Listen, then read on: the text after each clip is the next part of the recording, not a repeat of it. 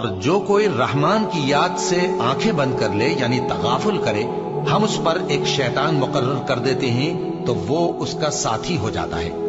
اور یہ شیطان ان کو رستے سے روکتے رہتے ہیں اور وہ سمجھتے ہیں کہ وہ سیدھے رستے پر ہیں، یہاں تک کہ جب وہ ہمارے پاس آئے گا تو اس شیطان سے کہے گا کہ کاش مجھ میں اور تجھ میں مشرق و مغرب کا فاصلہ ہوتا، تو برا ساتھی ہے۔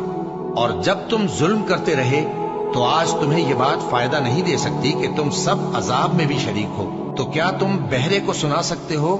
یا اندھے کو رستہ دکھا سکتے ہو،